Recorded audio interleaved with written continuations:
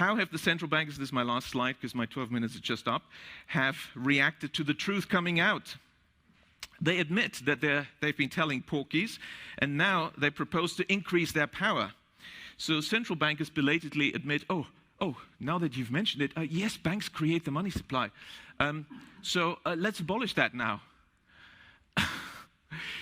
And also, by the way, let's abolish cash.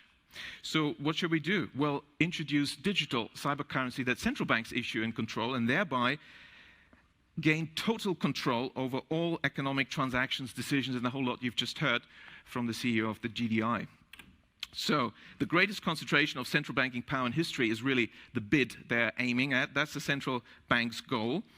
And of course, digital accounts of dissenters and regime critics could be switched off. It'd be very difficult to even purchase necessities. So this is an Orwellian dystopia of total control, the end of any freedoms. That's really what central banks are aiming at. Several central banks have, like the Bank of England, already prepared their microchip implant, RFID chip, to be implanted under your skin. And why is the sudden discussion about universal basic income from all the grassroots and inverted commas movements and billionaires? Oh, universal basic income is the bribe for you to accept the microchip.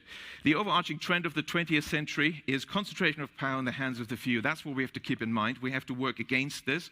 We don't want to have these unaccountable central planners making decisions. We need decentralization, and the solution therefore is to maintain public money in the hands of local community banks, decentralize decision-making, give local people the power in the form of local public banks and local not-for-profit community banks. As I walked in, I was delighted to see that the Gottlieb Duttweiler Institute is also about Genossenschaften, cooperatives, and of course, the majority of banks in Germany are cooperative banks, and that's really what we need. So